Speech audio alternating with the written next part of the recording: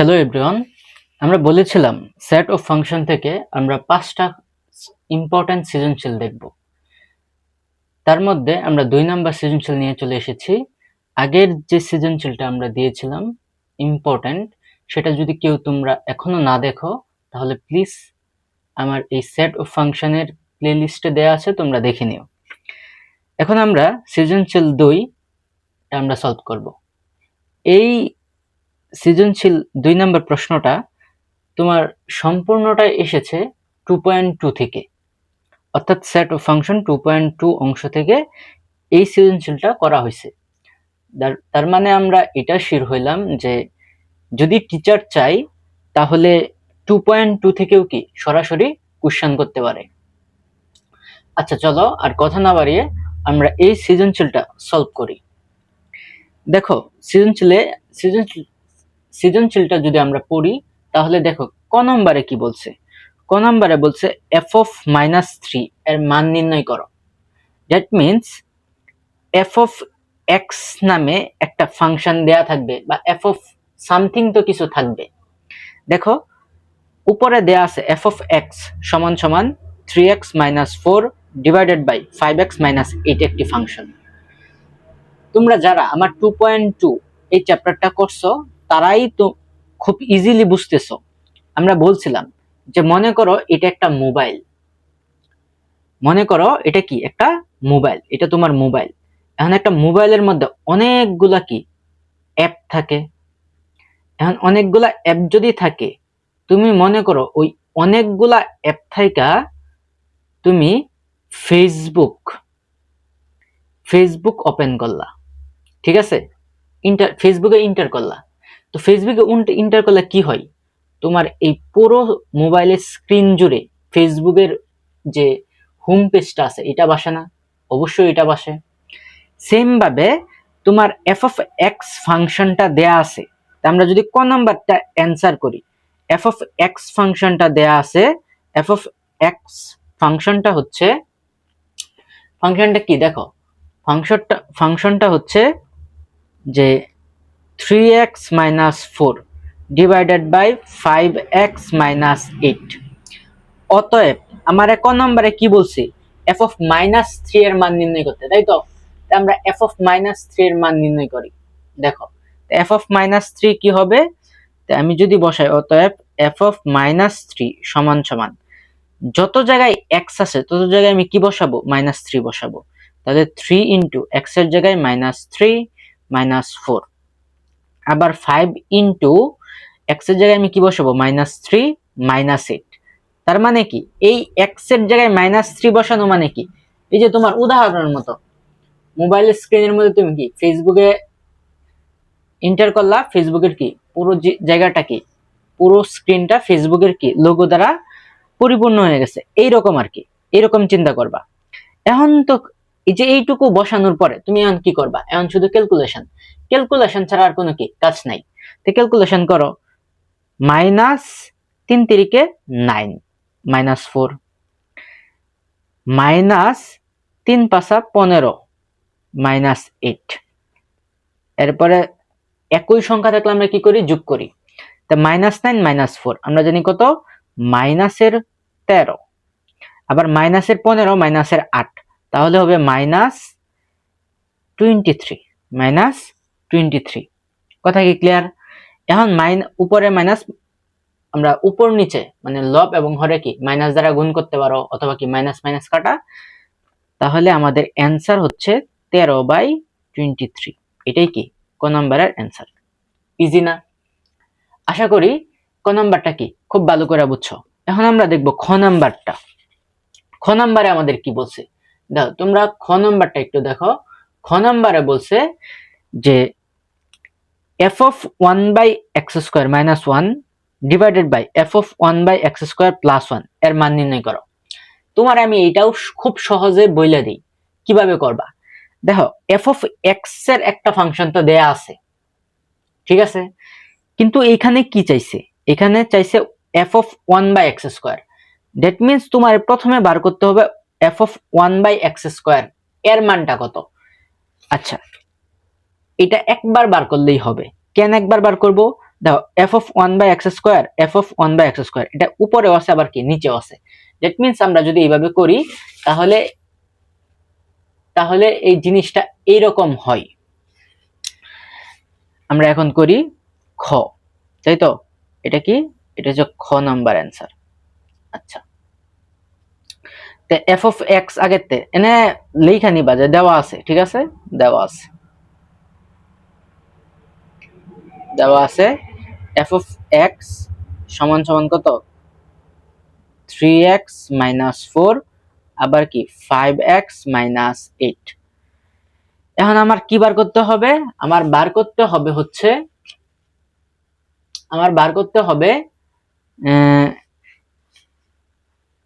F of one by x square, তাই তো? অতএব f of one by x square সমান সমান আমি কি করব? যত জায়গায় এক্স তত জায়গায় আমি কি বসায় দিব? তত জায়গায় আমি বসাবো ওয়ান বাই এক্স স্কোয়ার। আচ্ছা, ভালো করে লক্ষ্য করো। তাহলে আমি এখানে 3 ইন্টু এক্স এর জায়গায় কি বসাবো? এক্স এর জায়গায় বসাবো 1 বাই এক্স স্কোয়ার মাইনাস 4। আবার নিচে হচ্ছে 5 ইন্টু এক্স এর জায়গায় কি বসাবো? 1 বাই এক্স স্কোয়ার মাইনাস 8। এইটুকু বসানোর পরেই তোমার এখন শুধু কাজ হচ্ছে ক্যালকুলেশন করা। এখন কাজ কি? ক্যালকুলেশন করা। এখন ক্যালকুলেশন করো। তাহলে এটা 3 এর নিচে মনে মনে কি আছে? 1। আমরা জানি দুটা ভগ্নাংশ গুণাকারে থাকলে উপরের গুলা উপরে গুণ, নিচের গুলা কি? নিচে গুণ। তাহলে 3 কে 3 divided by x square minus 4। আবার এটা যদি আমরা করি তাহলে কি 5 এ কি 5 এক্স স্কোয়ার মাইনাস 8, ঠিক আছে? আচ্ছা, এখন দেখো এই পর্যায়ে আইসা তোমরা অনেকেই ভুল করো, বাকি সামনে আর এগুতে পারো না। কেন পারো না স্যার? তার প্রধান রিজন হচ্ছে তোমরা কি লসাগু পারো না। তোমাদের লসাগু পারতে হবে না, আমি তোমাদেরকে একটা টেকনিক শিখিয়ে দেই। এই টেকনিকেই কি সলভ করবা। কিভাবে স্যার?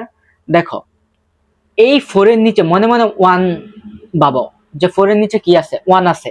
তো দুইটা ভগ্নাংশ বিয়োগ আকারে আছে। আবার এই 8 এর নিচে মনে মনে ভাবো যে কি আছে? 1 আছে। তো দুইটা ভগ্নাংশ বিয়োগ আকারে আছে। যদি দুইটা ভগ্নাংশ যোগ আকারে অথবা বিয়োগ আকারে থাকে তখন আমরা কিভাবে লিখি? আমরা আমাদের টেকনিকটা হচ্ছে আমরা নিচের হরগুলা কি গুণ করে দিব। তো এক্স স্কোয়ার আর 1 গুণ করলে তোমার থাকবে কি? X square. এরপরে কি করব? আমরা আড়াআড়ি গুণ করব। তো 4 আর এক্স স্কোয়ার গুণ করলে, আচ্ছা এই দুটো আগে গুণ করো। তো 3 আর 1 গুণ করলে 3 একে 3 মাইনাস, আবার এক্স স্কোয়ার আর 4 গুণ করলে 4x স্কোয়ার।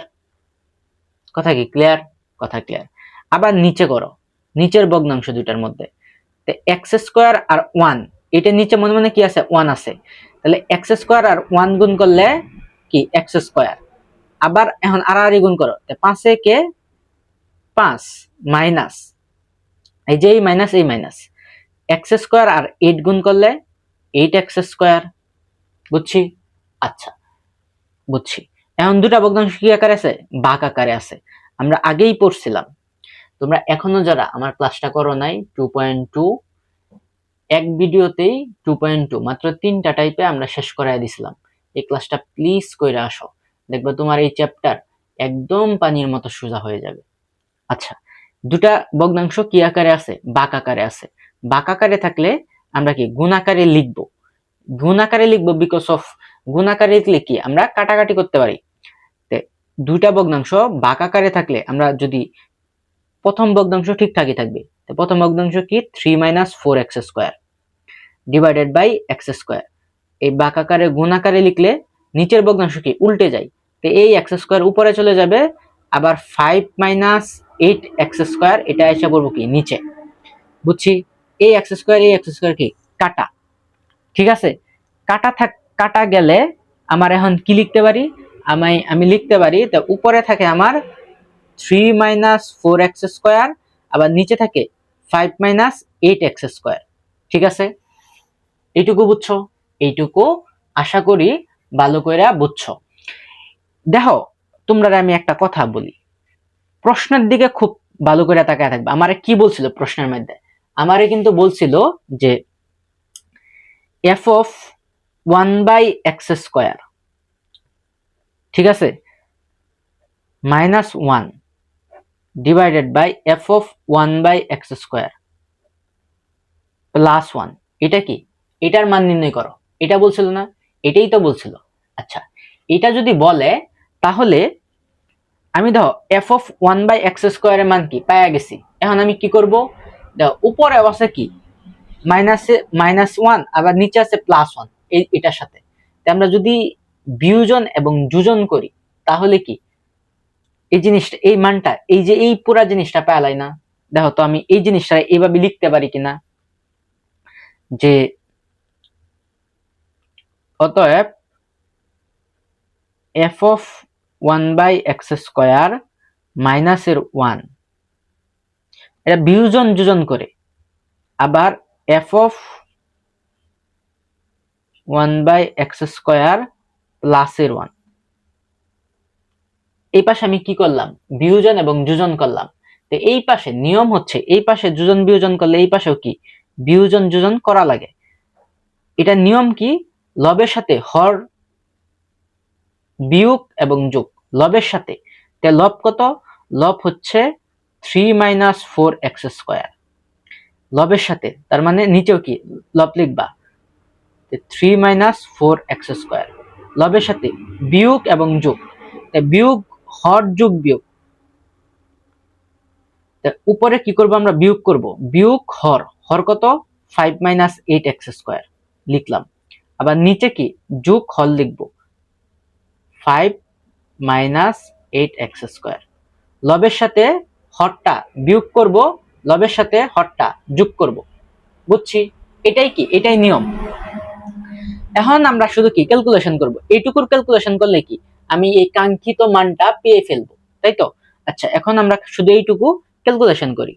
যদি তুমি ক্যালকুলেশন করো যোগ বিয়োগ, তাহলে এখানে আমরা লিখতে পারি 3 - 4x² মাইনাস, প্লাসে মাইনাসে -5, মাইনাসে মাইনাসে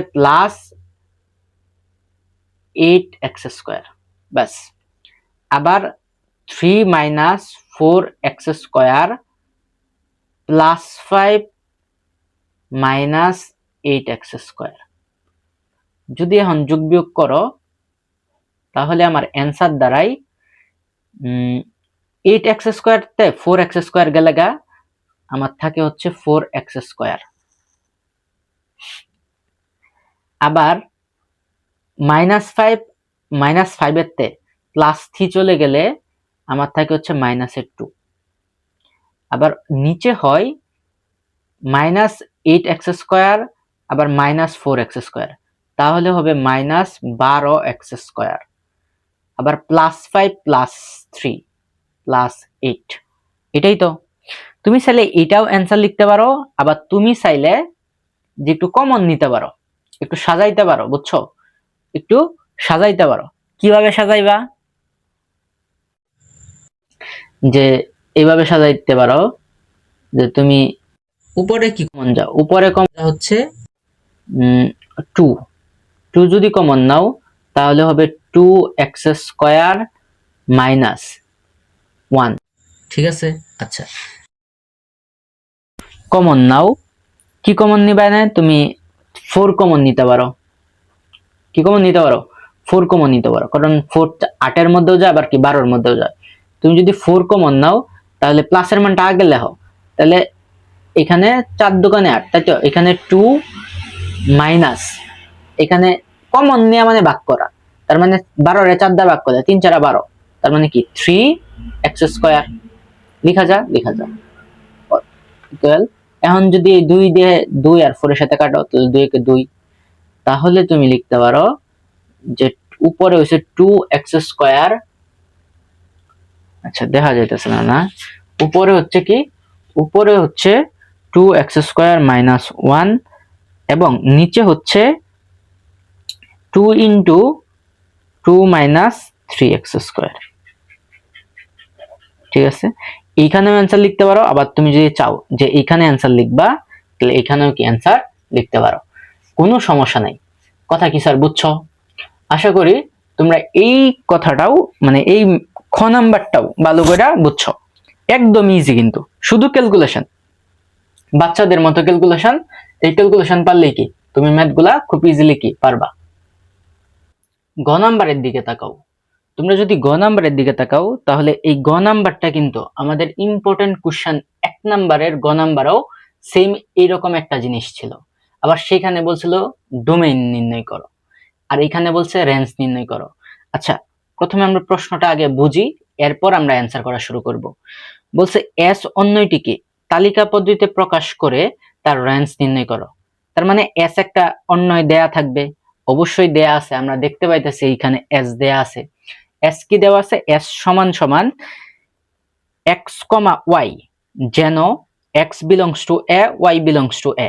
তার মানে এর যে উপাদানগুলো আছে, অ্যাসেট, একটা অ্যাসেট দেয়া থাকবে।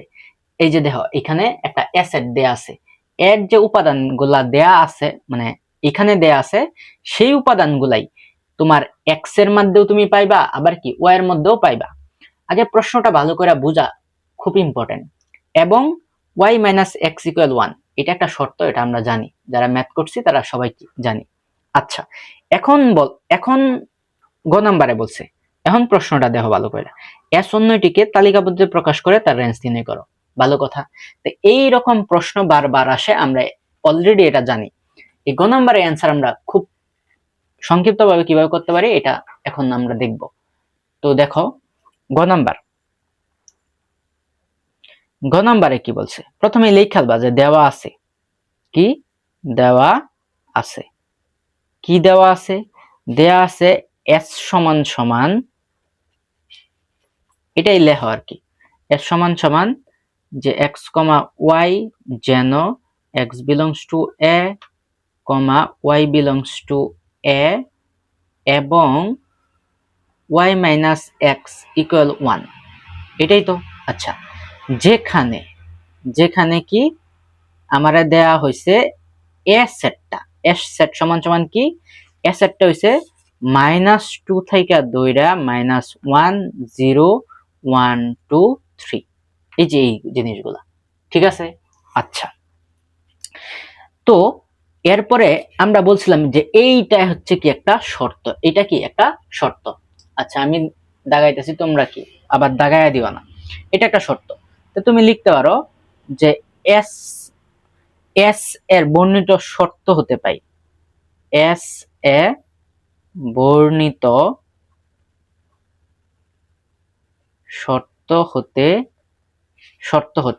শর্ততে আমরা কি পাইছি, ওয়াই মাইনাস এক্স ইকুয়াল কি 1। এইখান থেকে আমার তুমি ওয়াই এর মানটা বার করবা।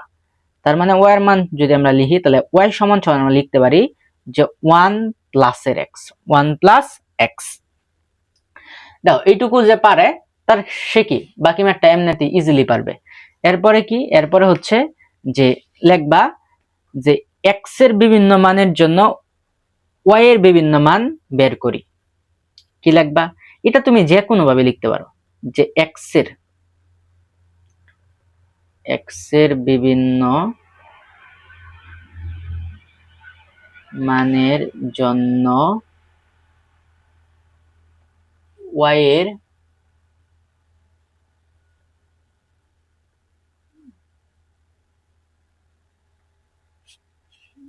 বিভিন্ন মান বের করি, নির্ণয় করি, যা ইচ্ছা কি তাই লিখবা। এরপরে কি আমরা একটা বক্স আঁকবো।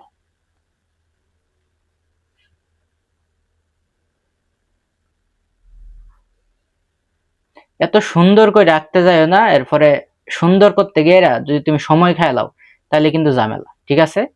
আচ্ছা, তো উপরে এক্স নিচে ওয়াই। এখন এক্স এর যে উপাদান, এক্স এর বিভিন্ন মান, এখন কথা হচ্ছে কোন মানগুলো আমি ধরবো, এটা সিম্পল। কোন মানগুলো ধরবা, এই যে এর উপাদান গুলা দেখতেছো, এর উপাদান, এই মানগুলাই কি তুমি ধরবা এক্স এর বিভিন্ন মান। তো এক্স এর মান প্রথমে কি ধরতে পারো, -2 ধরতে পারো। কি ধরবা, -2, এনে কারণ -2 আছে, -2 যখন তুমি ধরবা, তা ওয়াই এর মান কত পাইবা, এই -2 কই বসাবা, এই যে এইখানে এক্স এর মান কত ধরছো, -2 ধরছো। তো তুমি যদি এখানে -2 কল্পনা করো, তা -2 + 1, তুমি -2 তে +1 গেলে থাকে কি -1, ঠিক আছে। আচ্ছা, এখন এরপরে কি ধরবা, এই যে এনে যতগুলা উপাদান থাকবো সবগুলা কি ধরবা। তাহলে কি আছে এরপরে -1 আছে, তা -1 ধরলে এক্স এর মান -1 ধরলে ওয়াই এর মান কত পাইবা, তা -1 ধরো, -1 + 1 কাটা, তার মানে কি 0। এরপরে কত ধরবা 0, তুমি যদি 0 ধরো এক্স এর মান, তা ওয়াই এর মান কত পাইবা, তাহলে পাইবা +1। এরপরে তুমি যদি 1 ধরো, তাহলে ওয়াই এর মান কত পাইবা, ওয়াই এর মান পাবা তুমি 1 on 1 2। আবার তুমি যদি x এর মান 2 ধরো, তাহলে y এর মান পাইবা কত 3। আবার x এর মান তুমি যদি 3 ধরো, তাহলে y এর মান কত পাইবা 4। বুঝছো কিভাবে তুমি এই চারটা তৈরি করবা? এই চারটা একদম ইজি, ঠিক আছে। তোমার যে সেটটা দেয়া থাকবে ওই সেটের মানগুলাই কি x এর মান ধরবা, এন্ড দেন শর্ত থেকে কি y এর মান তো তুমি ইজিলি বার করতে পারবা, যোগ বিয়োগ করেই তো ম্যাক্সিমাম ক্ষেত্রে বার করে। বুঝছি?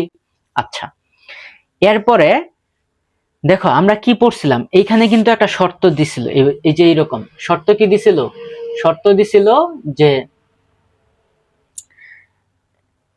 x belongs to a, y belongs to a, তার মানে কি x এর মান এবং y এর মান ওইগুলোই হবে যেগুলা কি a সেটের মধ্যে অলরেডি কি আছে। আচ্ছা, এখান থেকে আমরা দেখতাছি যে a সেটের মধ্যে এই যে 4, আমার একটা y এর মান যে 4 বার হইলো, এটা কিন্তু কি a সেটের মধ্যে ছিল না, ছিল না। তার মানে আমরা লিখতে পারি 4 not belongs to, not belongs to a, not belongs to কি a, এটা এ সেটের মধ্যে কি ছিল না। দ্যাট মিন্স কি তোমার এই যে এই পেয়ার তুমি যখন অন্যয় গঠন করবা, এই পেয়ারটা কি তুমি লিখতে পারবা না, এই পেয়ারটা কি তোমার লেখা যাবে না, ঠিক আছে। আচ্ছা, অতএব এখন এই পেয়ারটা বাদ দেহেরা তুমি কি এস যে অন্যটা আছে, এই এস অন্যটা কি লিখো, এই এস অন্যটাকে তুমি মনে করো তালিকা পদ্ধতিতে প্রকাশ করো। কিভাবে কি করবা, তালিকা পদ্ধতিতে প্রকাশ করবা। তো এস অন্যটা আমার কি দাঁড়াবে, এস অন্যটা আমার দাঁড়াবে হচ্ছে, এস অন্যটা আমার দাঁড়াবে -2 -1, এই যে -2 x এর মান -1, y এর মান তো -1, ঠিক আছে। এরপরে এইভাবে লিখো, এরপরে -1 0, এরপরে কত দাঁড়ায়, এরপরে 0 আর কি 1, এরপরে দাঁড়ায় হচ্ছে 1 2, 1, 2, এরপরে দাঁড়ায় পেয়ারটা 2, 3। কথা কি বুঝছি? আচ্ছা, এটা তো হবে না, এইটুকু বুঝছো, এইটুকু বুঝলে তো ম্যাথ শেষই। এখন এটা কি এস অন্যই, তাই তো। এখন আমার এক বলছে কি এস অন্যয় থেকে রেঞ্জ নির্ণয় করা, এইখানে দেখো, এইখানে বলছে এস অন্যটিকে তালিকাবদ্ধ প্রকাশ করে তার রেঞ্জ নির্ণয় করো। তাই আমরা এখন রেঞ্জ তো ইজিলি বের করতে পারবো। আমরা জানি কোনো অন্যের প্রথম উপাদানগুলোকে কি বলা হয়, ডোমেন, এবং দ্বিতীয় উপাদানগুলোকে বলা হয় রেঞ্জ। অতএব রেঞ্জ এস, রেঞ্জ এস সমান সমান হচ্ছে, আমরা কি লিখবো, আচ্ছা সেকেন্ড ব্র্যাকেটের ভিতরে লিখতে হয় কিন্তু, রেঞ্জ এস সমান সমান এখানে কি দ্বিতীয় উপাদানগুলা, তা -1 0 1, আচ্ছা সবটি কি আলাদা আছে, তার মানে কি আমরা একেবারে লিখতে পারি -1 0 1 2 এবং হচ্ছে 3। এটাই কি, এটাই হচ্ছে আমাদের অ্যান্সার। কথা কি বুঝছি? কথা ক্লিয়ার? কথা ক্লিয়ার? দেখো তো। আচ্ছা, আশা করি তোমরা এই গ নাম্বারটাও খুব ভালো করে বুঝছো। দেখা হবে আমাদের ইম্পর্টেন্ট সৃজনশীল 3 নম্বরে, ঠিক আছে। ঠিক আছে, সবাই তোমরা এই ম্যাথগুলো দেখো। যদি তোমাদের কোনো এখনো চ্যাপ্টারের মধ্যে অসুবিধা থাকে বা প্রবলেম থাকে, তাহলে আমার ক্লাসগুলো দেখো। তোমরা 100% গ্যারান্টি তোমাদের সবকিছু কি সেট অফ ফাংশন থেকে কভার হয়ে যাবে। বরং অন্যান্য চ্যাপ্টারের মধ্যে সমস্যা থাকলে ওইগুলাও কি এই চ্যানেলেই দেয়া আছে, সবগুলা কি মানে দেখে নাও। এখানে তোমরা ম্যাথ, ইংলিশ প্লাস বিজ্ঞানের যতগুলা, সায়েন্সের যতগুলা সাবজেক্ট আছে সবগুলাই কি পেয়ে যাবে। অবশ্যই ক্লাসটা ভালো লাগলে তোমরা সাবস্ক্রাইব করতে ভুলবা না। আল্লাহ হাফেজ।